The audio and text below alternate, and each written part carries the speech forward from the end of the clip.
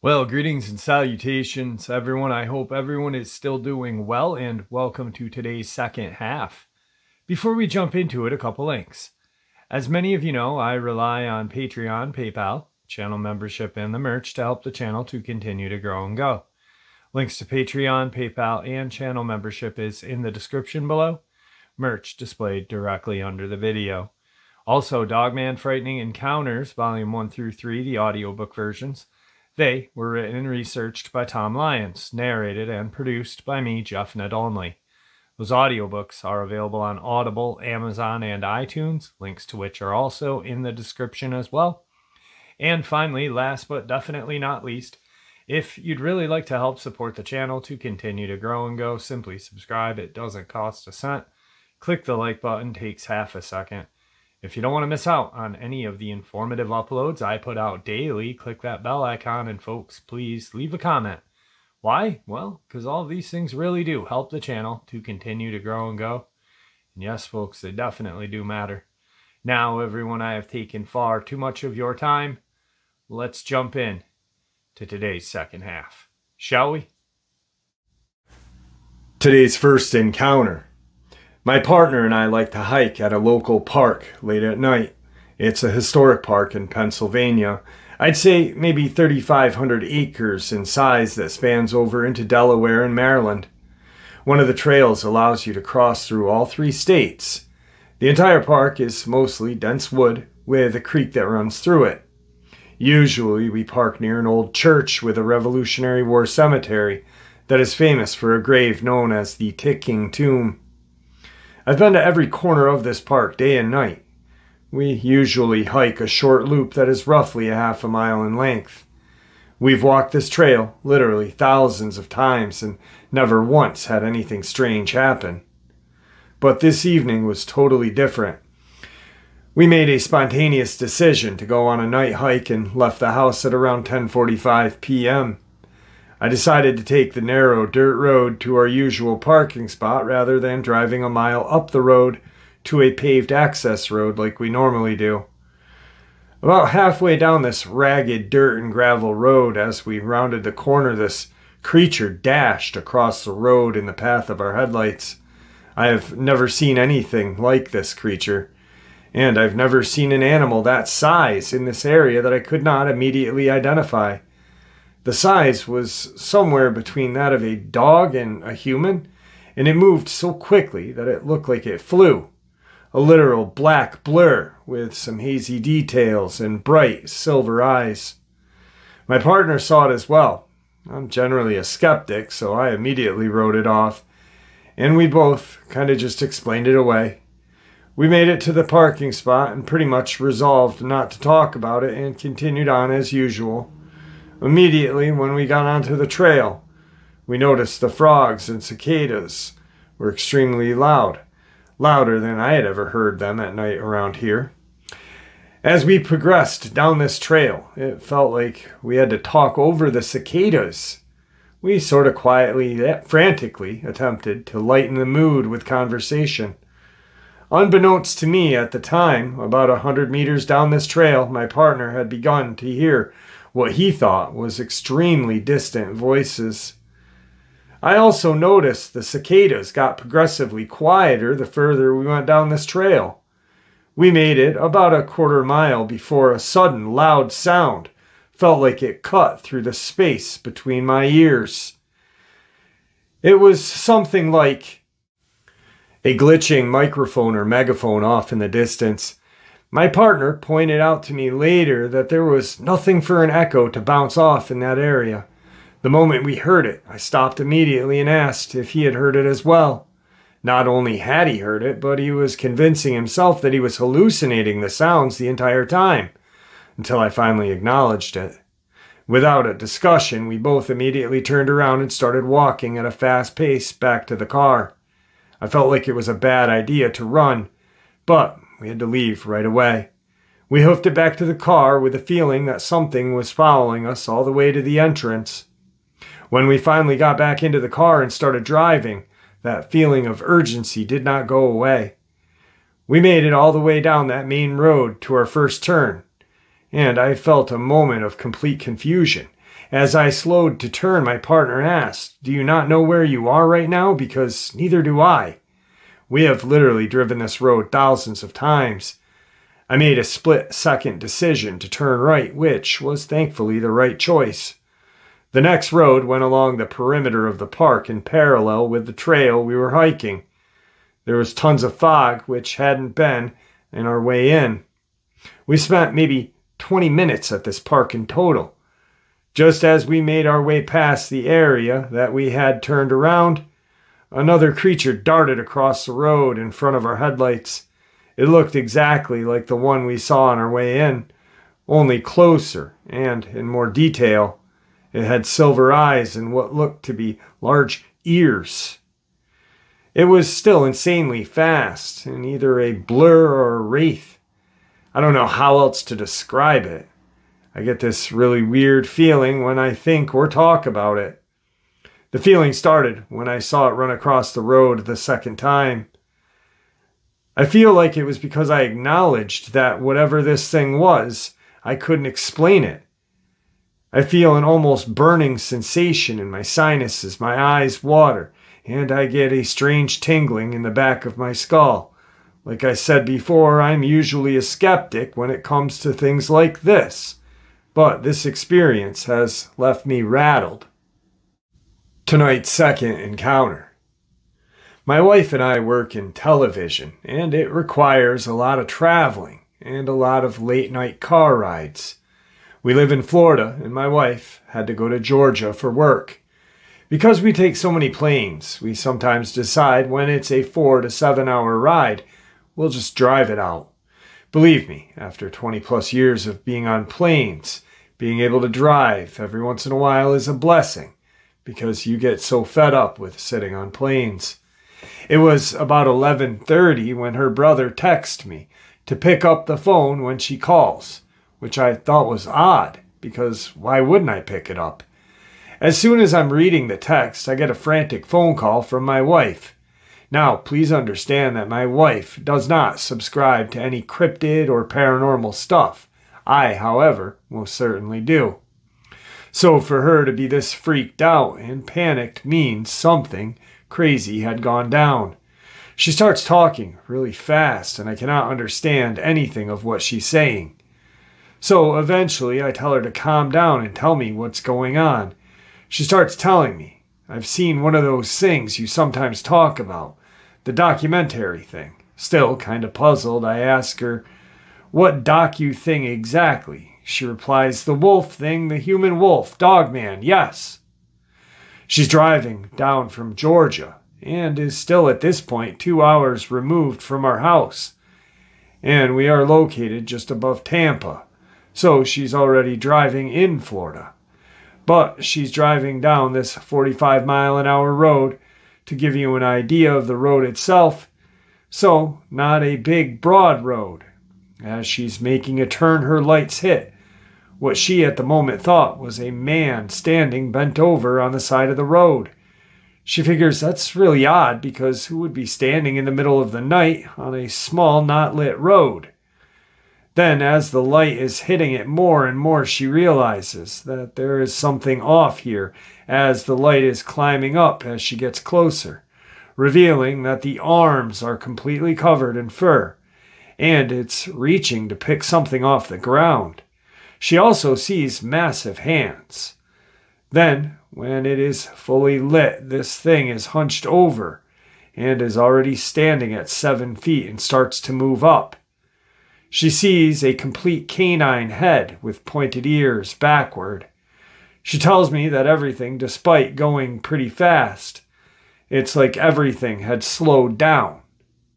So that her brain can make sense of all this, she tells me that it has really long, thin arms, very muscular though, short fur with longer fur at its back and neck, also where the thighs meet. By the time she passes it, it almost stands up completely, and has not once yet looked in her direction or even acknowledged the car or the light. And it is as if this thing does not care she is even there. She tells me that she was on the phone with her brother when she saw this thing, and she started screaming when she saw it, causing her brother to also freak out and ask her what was going on and what she was seeing, which is when she rambles on to him and tells him she's going to call me. After she tells me this experience, I calm her down, tell her not to get out of the car anymore until she gets home, and asks her if she has enough gas to make it home without stopping at a gas station, which thankfully she did. She carries a firearm on her, but there is no way she was going to stand a chance against this thing if it decided to go to her car or for her. We talk a bit, as I can tell she is in shock, and she tells me that she's trying to make sense of it. She wonders if anyone from YouTube prankster to someone just in a suit trying to create sightings, but none of those things make any sense as it never leads to anything, and that road is completely deserted in the middle of nowhere. Now, does that rule any of it out? No, but nonetheless, it was a sighting, and for my wife, it was very real. After we hung up, I kept making sure she was okay and got so spooked, especially because I enjoy a lot of cryptid stuff, and realizing that 2 hours away from our house, that is pretty remote and surrounded by acres of land and woods, isn't that far, I grabbed my 308 M1A SOCOM and basically sat downstairs waiting to hear the garage so I could come and greet her. And when she did, she was still a bit shaken. We spoke about it with some friends and family members days after. Today's third encounter is an encounter that I heard back in 2021. I'd love to have this gentleman on the show. I know that he was on another channel. I had found this on an online news forum. But this news forum is actually a physical newspaper out of Michigan, which I found it compelling because it's strange, even questionable, why a news agency would publish this. Usually they don't. My local paper, the Post-Star, does publish some Bigfoot experiences when they've been reported, but this is just very strange that they would even, and maybe it's because it's in Michigan and the Michigan Dogman. Maybe that has something to do with it, but let's get into it. A truck driver and a 6-year Army veteran was transporting a 43,000-pound load of paper from a mill in northern Michigan through a forest on his typical route when he encountered the Dogman on an evening in June. He had said that he had never heard of this cryptid before the incident, which took place within 15 to 20 seconds at most. I would swear as a Christian on the Bible that this is all 100% factual truth, Barger said. Leading up to the encounter, Barger realized while driving he had an air leak. He wanted to fix it before he got too far into the forest. He stopped to have a look at it. He found the air leak by the back brake chamber of the trailer. With the materials to fix it, Barger positioned himself underneath the trailer and began to get a bad feeling. I was hearing a vocalization that was not natural, Barger said in this article. It wasn't a sound that I had ever heard before. I was looking around and I saw some shadows in the wood line. But there was plenty of light to see. It was nowhere near getting dark yet. I was in bear country, so I perceived the shadow to be a black bear at the time. When I realized I could be near a black bear, I got back into my truck and checked out the air, which was good to go. It held and took me not even 5 minutes to fix, Barger states. The woods continued to give Barger a bad feeling, but he thought everything was normal until he was driving again. He checked his driver's side mirror for any traffic on this two-lane road, and at the bottom of the hill there was none. As he started going up the hill, and he looked to his right side, he saw it was darker than it should be. There was a wolf head the size of my window, and my windows were down. Barger said in this article, it was trotting along next to me, and I was going at least 25 miles an hour. And he was stooping down on two legs to look inside the cabin of my rig. I'm 9 feet tall in my seat. His hands were coming up, scratching my windowsill. On my door handle, I could hear his claws. Time seemed to slow down, Barger states. I thought I was in an alternate reality or something because this creature doesn't exist in our reality. I've never known anything like this. I've heard of Bigfoot, and I know those to be something that is talked about, but this was something far different. Bigfoot has nothing on the Dogman, according to Barger. It has a lot of sharp teeth, and the teeth on this thing were a brilliant white, Barger said. 3 inches long, fangs, bottom and top, pure black pointed ears. It had yellowish eyes, human-like hands, probably 14 inches across. It was at least 10 feet from how it was stooping into my cabin. Its brilliant yellow eyes were darting all over the place and looking at me. How this creature looked was mad and determined to get me, Barger continues. He was sneering. He wasn't making any noises vocally, but the looks he was giving me and the intelligence in his eyes was telling me, I am here to get you, and there is nothing you are going to do about it. Barger thought about trying to roll up his window, but decided to focus on keeping the truck on the road. That is when he remembered his handgun.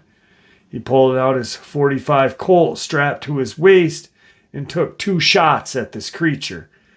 He instantly went down, Barger says. I was looking at him as he was sliding into the weeds. I was at almost point-blank range, so I'm pretty sure I got him through the eye orbit. His head was huge. Everything on this creature was black except its teeth and eyes. I wasn't panicked, but it is the scariest thing I've ever had in my life happen. Barger, assuming the creature was dead, wanted to turn around and check on the carnage to make sure that he was not losing his mind. About a mile up the road, he found a spot large enough to turn the truck around. I wanted to make sure that it was dead. I wanted to know more about what had just happened. As Barger was coming back down the hill, at almost 5 minutes after the shooting, it was gone. In its place was a Jeep and 2 people. Barger said he was concerned about the people being somewhere potentially dangerous, so I stopped and talked to them. They gave me a story that they were watching a few bears fighting each other. I was worried about them being outside with what had just happened, but I didn't want to let them know what I had just done, so I left. Barger thinks because the other people claimed to have seen 2 bear, that maybe there could have been more Dogman in the area beside the one he had shot. I was really in shock for a good while. I was still driving the truck, and I didn't even know how I got back. I shouldn't have been driving the truck in this state of mind I was in, but I wasn't going to stay around or park anywhere near there. It was the most terrifying thing I think anybody could go through, worse than even a combat situation, because at least you know what you're dealing with at that point. I've had nightmares for 6 months to a year, on and off. The nightmares got less prevalent as time went on, and I really don't deal with them anymore. I'm in a lot better shape now, and I thought it was important to get this info out. That's my experience. It just took me a long time to get it out to the right people that I know will have my back. Additionally, Barger claims the federal government is keeping the existence of Dogman quiet, which we know. After I got better from the nightmares, I had a family member tell me I should get this out to the public. So I started to reach out to folks, and I met up with one podcaster. 3 months later, Barger said he was detained at a scale house by the state police to wait for federal authorities. When the federal authorities finally showed up, they were very intimidating and angry, he said. I didn't know what was going on. They said, "You killed one of our assets, and this is how things are going to go down." Barger knew the only thing he killed in the last year was that creature. This is their property, and they were mad that I killed it, and they were trying to get me to stop talking about it. They probably knew who I was. Barger said the federal authorities threatened him, confiscated his gun, and shut his bank account down for some time.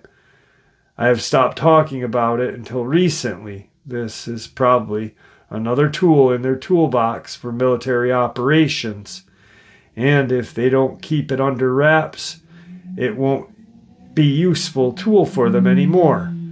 The Dogman has been on the minds of Michiganlanders for the last 130 years, starting in 1887. That's when two lumberjacks saw this creature they described as having a man's body and a dog head.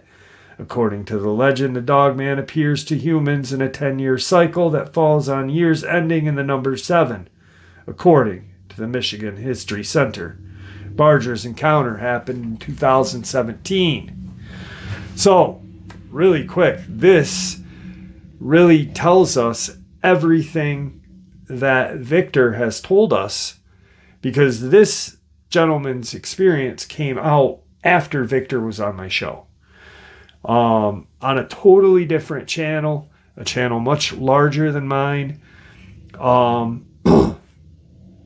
But for him to share his experience, then get detained because he shot one, is nuts. I do believe he had shared his name actually on the show that he was on. Just an incredible experience, and I'm going to work on getting him on the show because I think it would be definitely, with everything that Victor shared with us, what Steph, private contractor, Luke, and many of you, pretty much all of you actually have shared. The gentleman in Texas who had seen a UFO called MUFON and had an agent show up claiming that he was from MUFON. Turns out he wasn't. Then turns out there was a Dogman in his front yard intimidating him to shut his mouth. These things are an asset. These things are a weapon. And tonight's final encounter.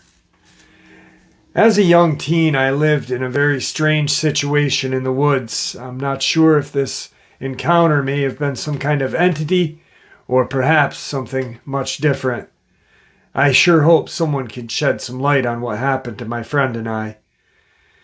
At the time, my friend Alex's dad had purchased a large amount of forested land around 100 kilometers away from the city we lived in, Montreal, Canada. It was all forest when Alex's family acquired it. They cleared a little patch and built a home. The rest was pure, unadulterated forest. Their land was cut in two by a dirt road, and if you followed that dirt road a few kilometers, led you to a couple of houses. Their land was very different depending on which side of the road you looked. On the right side, where their home was, the forest was light and luminous, or at least it felt that way. It was not too dense, with little rolling hills, a lovely place to live and play. On the left side of the road, though, was another story. First, there was this deep ditch, perhaps 2 meters deep, which then became a quite high and steep hill. Weirdly enough, all along the road, the ditch was full of car parts. A set of car tires here, a door there, a steering wheel way over there, all overgrown and covered in moss. And over that steep hill, the forest gave off a really bad vibe. It had lots of very tall, dark pine with almost black trunks, and the place seemed somehow devoid of life and light. Climbing the hill, which we seldom were willing to do because of the creeps it gave us, there was a sort of swamp there. When we were there was this strange pressure. We sensed a kind of animal instinct telling us to leave the place. The strange atmosphere was spontaneously obvious to both of us, and we playfully called that side of the road Demon Forest. On a weekend, maybe in 2002, my family went to visit Alex's family, and we were bored. So me and Alex decided to go and play. Alex's dad told us to watch out, that there was an animal rummaging through his trash bin, causing other nuisances. He said that it was a dog, and it looked somewhat like a Rottweiler that surely belonged to someone living on this dirt road. He warned us not to interact with the dog if we saw it, as it did not look healthy, as far as he could tell, or something was weird about it. He said it looked diseased, and it had patches of fur missing. I can't remember exactly. We set out on our walk. It was autumn. The leaves were pretty and golden, many having already fallen to the ground. It was a calm, slightly overcast, windless day. The air was very still and calm. Alex and I decided to walk the dirt road with a pleasant section of the forest to our right and Demon Forest to the left. We chatted while following the road as it was rising up a slope. As usual, we were slightly creeped out going up this road because of the weird vibes of the forest to the left. But we were challenging ourselves to be brave and trying not to really think about how unsettling it had felt. A good distance away from their house, when it was already well out of sight, I noticed the first strange thing of the day. Out of the steep hill on the left side of the road, there was a very large and dark pine tree hanging over the road.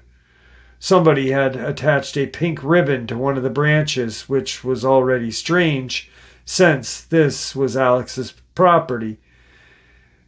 And they had no daughters or any other little girls hanging out, or other people who may be owners of pink ribbons who were likely going to hang them out on this deserted road. The strange thing was the ribbon was flailing strongly in the wind. Its loose ends were flapping almost horizontally.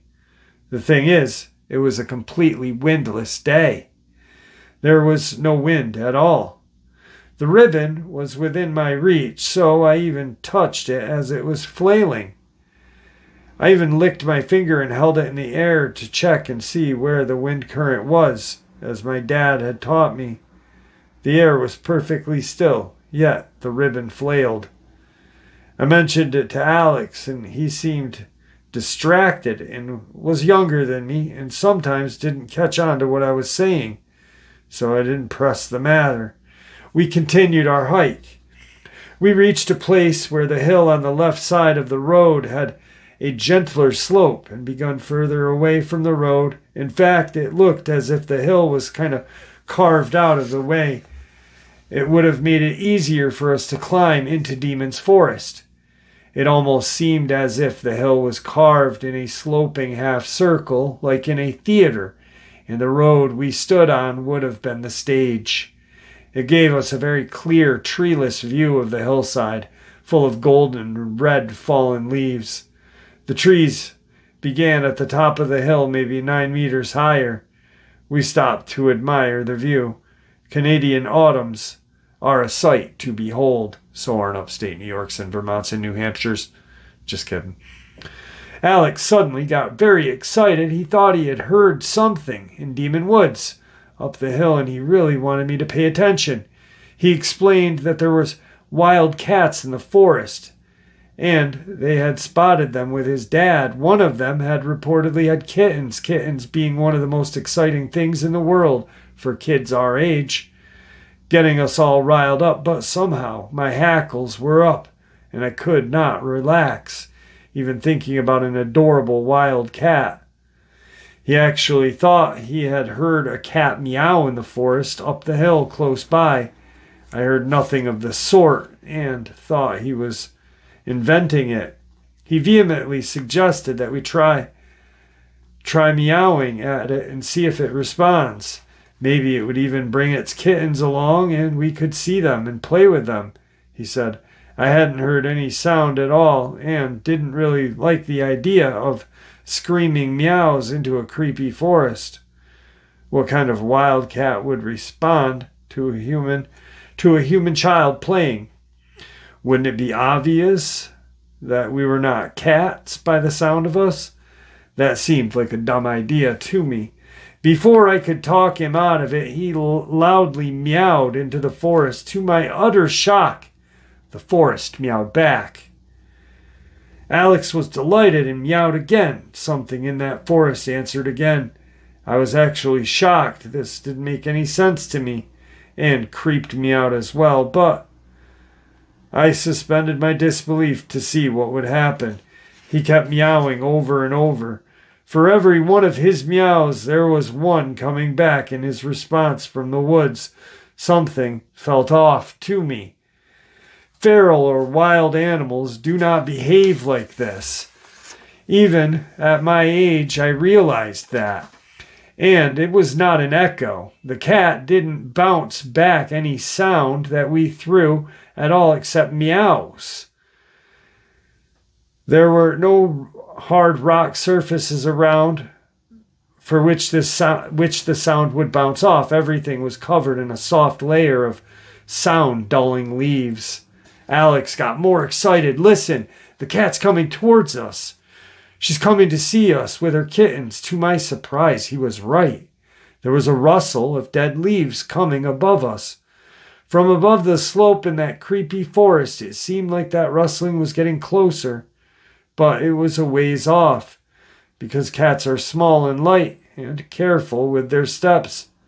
They didn't make a ruckus when they walked through the forest, but here the leaves were rustling and extremely obvious along with the meowing, and in fact, it sounded more like steps, like something with two legs walking through the forest. And it was getting closer. My alarm signals were starting to go off with the wrongness of it all.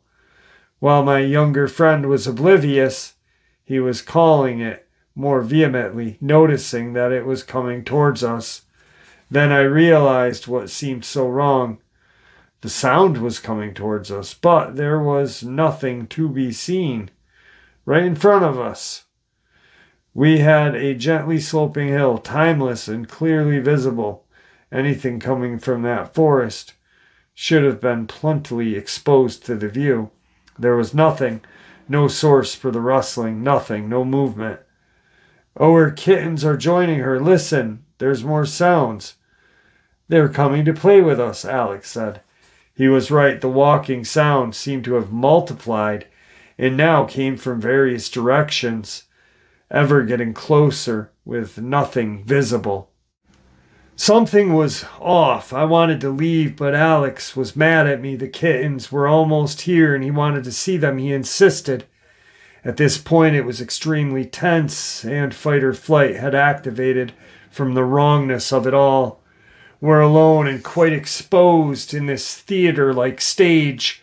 Whatever is getting closer to us, which was more and more obvious, with every moment decidedly not kittens. I was on the verge of forcing him to run, and then suddenly I heard a very loud, panting sound.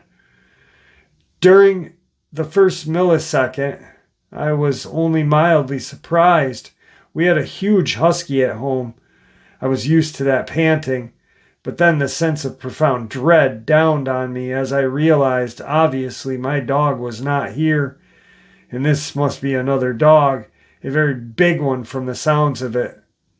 I panicked, looking around, ready to jump away from this dog that somehow got extremely close to us. Only there was absolutely nothing around, just the sound that I could hear loudly breathing and panting coming from the woodline. I whirled around all 360 degrees, screaming, "Where's it coming from?" There was nothing at my feet or anywhere around me. There was nothing there, yet the sound was clearly there. As I whirled about in a frenzy, I looked up the dirt road we were following. Around 100 meters away on the top of the slope, I saw this lone, huge canine standing there. It looked somewhat similar to a Rottweiler, but very, very large and extremely unkept, with what seemed to be patches of fur missing, with some skin exposed where the fur was supposed to be. It had these reddish glistening eyes, and it was looking right down at us. Obviously, there was no way that I could hear it panting from that distance and the source of the sound. At that point, the flight instinct wins inside of me. I have never ran as desperately and as fast in my whole life, and thank goodness it was downhill. Alec kept pace right with me, terrified. We made it home in one piece. We did not walk in those woods anymore. I came back to Alex's house several times in my life. I never wanted to walk those woods again. We had amazing parties at his house when we were older. I was often there rather drunk and having a great time, but I always had this very stressful sensation when I went outside, especially at night. When I slept over, I had these extremely strange experiences where, when I woke up, I sensed as if something was looking through the windows observing me. In my mid-awake state, I even saw something staring through the window. I don't know exactly what it was, but we never discussed it. As I research now, I see this land is historically Algonquin land. Well, there you have it, folks. Today's second half. I hope y'all enjoyed it as much as I enjoyed sharing it with you. I'd like to thank you all for supporting the channel. It is, after all, your support that keeps the channel growing and going, and what gives people a chance to share their experiences and theories judgment-free, just simply treated with the respect that we all deserve. Thank you. Please stay safe, happy, healthy, and ever vigilant, keeping an eye on our children, pets, family, and friends. These creatures are real. They are out there and dangerous. Share this information with those you love and care about, and it may just help save their lives someday. Until next time, never stop asking questions, never stop searching for the truth, and God bless.